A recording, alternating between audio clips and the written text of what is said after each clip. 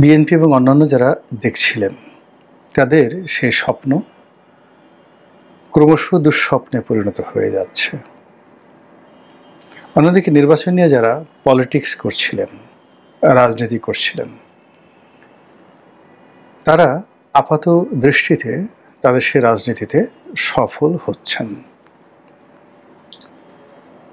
BNP যে expect করেছিল, আশা করেছিল যে তাদের কথা মতোই 2025 সনের ডিসেম্বরের মাসে নির্বাচন হবে এবং তাদের যে আত্মবিশ্বাস ছিল এটি ছিল একেবারে আকাশচুম্বী। বর্তমান সরকারের কোনো সামর্থ্য নেই, শক্তি নেই বিএনপির এই যে শক্তিমত্তা, ডিসেম্বর মাসে নির্বাচন আদায় করে নেওয়ার শক্তিমত্তা, এটাকে চ্যালেঞ্জ জানানোর। বিএনপির আত্মবিশ্বাস ছিল যে প্রশাসনে তাদের লোকজন ইতিমধ্যে নিয়োজিত হয়ে গেছে, মাঠঘাট পথ তাদের নিয়ন্ত্রণে, তাদের প্রধান প্রতিদ্বন্দ্বী আওয়ামী লীগ বাংলাদেশে নেই।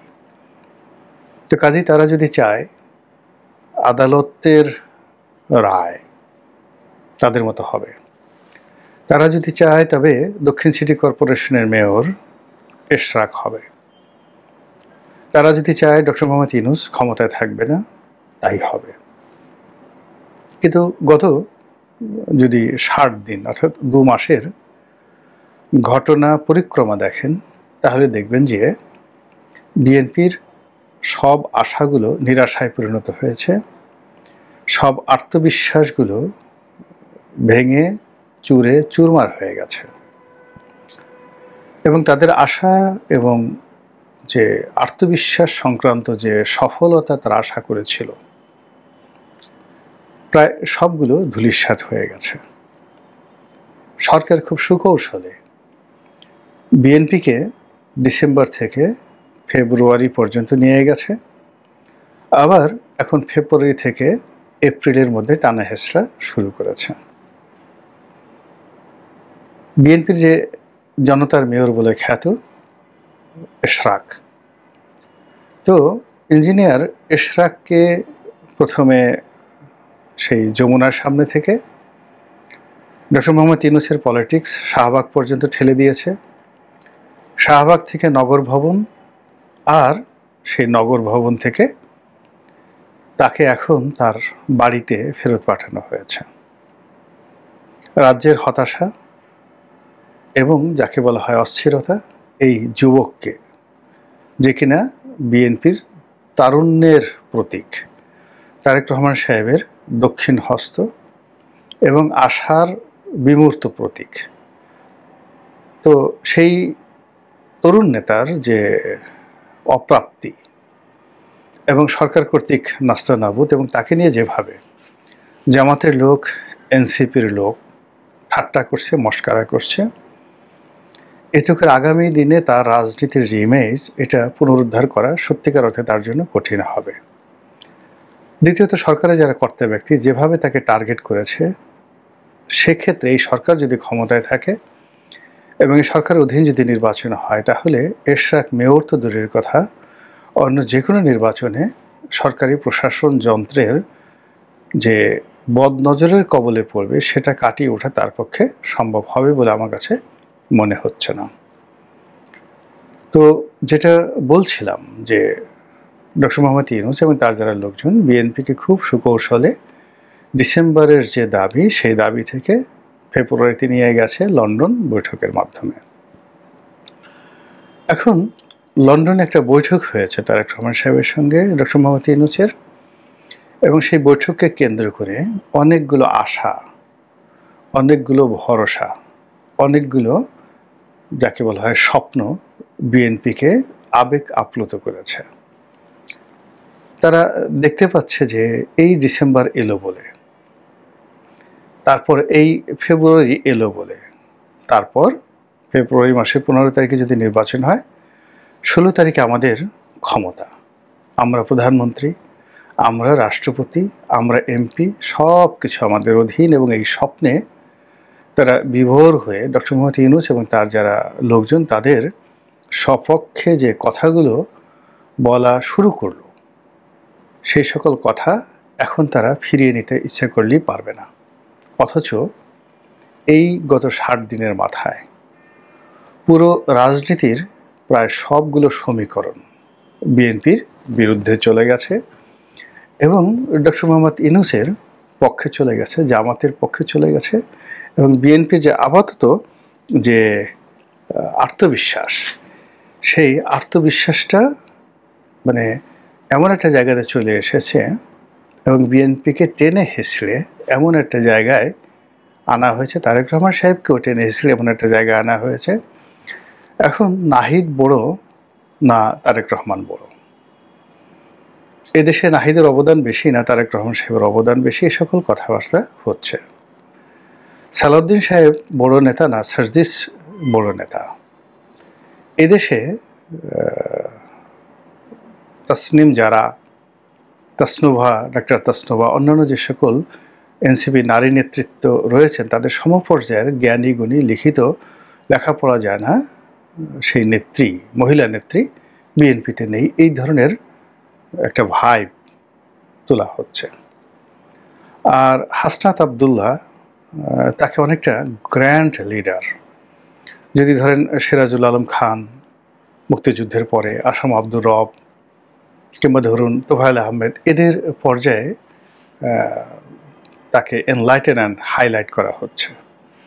এবং আশ্চর্য ব্যাপার হলো যে পত্র পত্রিকাগুলো, টেলিভিশন টক শোগুলো ঠিক এই ন্যারেটিভগুলো, মানে বিএনপি ভার্সেস এনসিপি।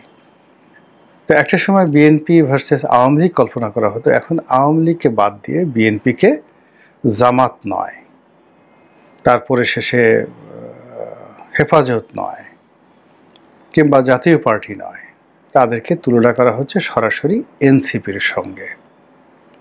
বোঝার চেষ্টা করুন। 2 নম্বর হলো যে বিএনপিকে নিয়ে বা বিএনপি রাজনীতি নিয়ে এনসিপির যে কোনো একটা নেতা, সেটা নাসিরউদ্দিন পাটোয়ারী সাহেব হন কিংবা হাসনাত আবদুল্লাহ হন, সার্জিস হন, ওটা যখনই তারা কোনো বক্তব্য দেন বিএনপিকে নিয়ে, ওটা পত্রপত্রিকাগুলো, মিডিয়াগুলো এতটা হাইলাইট করে যে হাইলাইটটা আসলে মির্জা ফখরুল সাহেব বা সালাউদ্দিন সাহেবের বক্তব্য এইভাবে হাইলাইট করা হয় না। অথচ পত্রপত্রিকাগুলো জুলাই আগস্ট বিপ্লবের পর বা গণমাধ্যমগুলো বলতে গেলে বিএনপির দখলে, মালিকানা এবং নিয়ন্ত্রণ।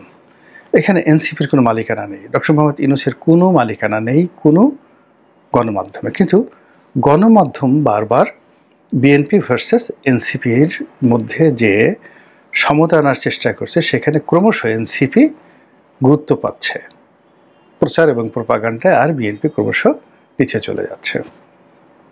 এবং এর ফলে সাম্প্রতিক সময়ে যে কথাগুলো আসছে, সেটি বিএনপির যে দন্যতা, বিএনপির যে অসহায়ত্ব, এটা ক্রমশ স্পষ্ট হয়ে যাচ্ছে। 2টো উদাহরণ দিই। প্রথম উদাহরণ হলো যে এনসিপি নিবন্ধনের জন্য তাদের নির্বাচনী প্রতীক হিসেবে শাপলাকে চেয়েছে। শাপলা আমাদের জাতীয় ফুল। আমাদের 2টো যাকে বলা হয় এখানে শাপলা সংক্রান্ত বিষয় রয়েছে। একটা হলো শাপলা জাতীয় ফুল, আর অন্যটা হলো আমাদের একটা রাষ্ট্রীয় প্রতীক রয়েছে। শাপলা, তারপরে ধানের শীষ দিয়ে ওই যে টাকার পিছনে বা প্রধানমন্ত্রী মনোগ্রামে এই জিনিসগুলো থাকে, শাপলা সহ মানে ধানের শীষের যে প্রতীক এটা থাকে, এটা হলো রাষ্ট্রীয় প্রতীক। আর শাপলা যেটা যে ফুল, এটা আমাদের জাতীয় ফুল, যেমন রয়্যাল বেঙ্গল টাইগার। এখন রয়্যাল বেঙ্গল টাইগার আমাদের জাতীয় পশু, ইলিশ আমাদের জাতীয় মাছ। তো সেই থেকে যদি আপনি ধরেন যে জাতীয় কোনো প্রতীককে বা জাতীয় কোনো প্রাণী, ফুল, ফল, কাঁঠাল, এগুলোকে আপনি কোনো নির্বাচনে প্রতীক করতে পারবেন না, তাহলে এই ঘটনাটা ঠিক নয়। কারণ হলো ইলিশ মাছ প্রতীক আছে, তারপরে শেষে কাঁঠালও প্রতীক আছে, মোরগ প্রতীক আছে নির্বাচনে। তো সেক্ষেত্রে শাপলা কেন প্রতীক হবে না? যে সিঙ্গেল শাপলা ফুল। তো তারা শাপলা চেয়েছে, এবং নির্বাচন কমিশন থেকে বলা হয়েছে শাপলা দেয়া হবে না। এখন শাপলাকে যদি বলা হয় জাতীয় প্রতীক, তাহলে তো জাতীয় প্রতীক ইলিশ মাছ, সেটা কি করে নির্বাচনের প্রতীক হয়? তো সেটা না বলে বলা হচ্ছে যে এটা রাষ্ট্রীয় প্রতীক। ভালো কথা। তো রাষ্ট্রীয় প্রতীক তো শাপলা একক নয়, এখানে একটা আর্ট করা হয়েছে, একটা শাপলাকে মধ্যে রেখে দুই পাশে দুটো ধানের শীষ দেয়া হয়েছে। এখন যারা এনসিপির নেতা, বিশেষ করে শারজিস আলম সাহেব, তিনি বলেছেন যে ঠিক আছে, যদি রাষ্ট্রীয় প্রতীক শাপলা আছে, তার সঙ্গে ধানের শীষও আছে, তো শাপলাকে যদি নির্বাচনের প্রতীক দেয়া না হয়, তাহলে তো ধানের শীষও থাকবে না, ধানের শীষও বাদ হয়ে যাবে। এখন এই কথার তো যুক্তি আছে, নিদারুণ যুক্তি আছে। এই কথা শুনে বিএনপির যারা লোকজন ভীষণ রকম বিক্ষুব্ধ। যে কথা শেখ হাসিনা বলেননি, যে কথা হুসাইন মোহাম্মদ এরশাদ সাহেব বলেননি, সেই রকম একটা জায়গাতে এনসিপির নেতারা টান দিয়েছেন, বিএনপির একেবারে কলিজার মধ্যে টান দিয়েছেন। খুব রাগ হয়ে যাচ্ছেন বিএনপির যারা লোকজন, এবং সেই তাদের যে রাগগুলো যদি পত্রপত্রিকা বা সংবাদ মাধ্যমে 1% প্রদর্শিত হয়, সেক্ষেত্রে শারজিস সাহেব যে বক্তব্য দিয়েছেন সেটা একেবারে 99% গুরুত্ব দিয়ে প্রচারিত হচ্ছে। তো এই ক্ষেত্রে আপনারা জানেন যে প্রচারই প্রসার, এবং এই দুনিয়াটা এখন বিজ্ঞাপনের দুনিয়া। এখানে সামাজিক মাধ্যম বলেন, গণমাধ্যম বলেন, বিলবোর্ড বলেন, আপনি আপনার বক্তব্যটিকে যত উপাদেয় করে লোকজনের কাছে উপস্থাপন করতে পারবেন এবং লোকজন সেটা যত গুরুত্ব সহকারে গ্রহণ করবে, ততই আপনার ব্যবসায়, ব্যক্তিত্বে, আচরণে, পরিচয়ে আভিজাত্য ফুটে উঠবে, গ্রহণযোগ্যতা ফুটে উঠবে। সেটা এনসিপির ক্ষেত্রে হচ্ছে। মধ্যে গত কয়েক মাসে, ধরুন মার্চ এপ্রিলের দিকে বা ফেব্রুয়ারির দিকে অবস্থা দৃষ্টি মনে হচ্ছিল এনসিপি বোধহয় আর দাঁড়াতে পারবে না। কিন্তু এই যে জুলাই মাসে এমন কিছু রাজনৈতিক ঘটনা ঘটছে, বিশেষ করে আইন শৃঙ্খলা নিয়ে, বিশেষ করে বিএনপির যারা দীর্ঘদিনের বন্ধু তারা হঠাৎ করে শত্রু হয়ে যাওয়া, এবং অনেকের বিএনপির ত্যাগ করা, এটা জাতীয় খবর হয়ে যাচ্ছে। হয়তো বিদেশে কোনো একজন অখ্যাত নেতা, অখ্যাত কর্মী, কিংবা বাংলাদেশের কোনো একজন অখ্যাত নেতা বা কর্মী বিএনপি ত্যাগ করছেন, ওটা মিডিয়াগুলো একেবারে হাইলাইট করে দিচ্ছেন, না জানি বিএনপির মহা সর্বনাশ হয়ে গেল, অমুকে তমুকে বিএনপি ত্যাগ করে ফেলেছে। এটা বিএনপির জন্য একটা বিরাট ঝামেলার বিষয়। তো বিএনপি এই বিষয়গুলো কিভাবে মোকাবেলা করবে বা করছে? বিএনপির কোনো কর্মকাণ্ড দেখে মনে হচ্ছে না যে তারা এই বিষয়গুলো খুব ইন্টেলিজেন্টলি, বুদ্ধিমত্তার সাথে, স্মার্টলি, একেবারে আধুনিকতা দিয়ে তারা এগুলো মোকাবেলার চেষ্টা চালাচ্ছে। বরং তারা যে সমঝোতা করার চেষ্টা করছে, বা তাদের নেতৃবৃন্দ যারা আছেন তারা যে সকল কথাবার্তা বলছে, তাতে করে বিএনপি আরও বেশি অবদমিত হচ্ছে। যেমন ধরুন, আমরা প্রথম থেকেই শুনে আসছিলাম যে বিএনপির সঙ্গে এনসিপির সিট ভাগাভাগি নিয়ে একটা সমঝোতা হতে পারে। বিএনপির যারা লোকজন সবাই খুব সিসি করছে যে এটা একটা কথা হলো, কোথায় বিএনপি, কোথায় এনসিপি? বিএনপি মরে গেলে এই কাজ করবে না। বিএনপির প্রত্যেকটা লোক কচু গাছের সঙ্গে গলায় দড়ি দিয়ে মরবে, কচু পাতা খাবে, তবু তারা এনসিপির মতো একটা একেবারে নব্য দলের সঙ্গে তারা সমঝোতা করে তাদেরকে 100 সিট ছেড়ে দিতে হবে, এইরকম একটা সমঝোতা করে তারা নির্বাচনে আসবে। এই কথা শুনতেই বিএনপির গা কাটা দিয়ে উঠছিল, তাদের বমি বমি ভাব চলে আসছিল। এই যে তুচ্ছ এবং তাচ্ছিল্য, সেই তুচ্ছ এবং তাচ্ছিল্য 2025 সনের জুলাই মাসে এসে এমন অবস্থা হয়েছে যে স্বয়ং বিএনপির ডিফ্যাক্টো নেতা জনাব সালাউদ্দিন সাহেব তিনি বলেছেন যে বিএনপির জন্য এনসিপির দরজা খোলা। তারা জামাতের সঙ্গে কখনো, মানে বিএনপি জামাতের সঙ্গে কখনো সমঝোতা করবে না, কিন্তু এনসিপির সঙ্গে প্রয়োজনে সমঝোতা করতে তারা প্রস্তুত। এখন চিন্তা করুন যে এটার সঙ্গে সালাউদ্দিন সাহেবের একটা পলিটিক্স আছে।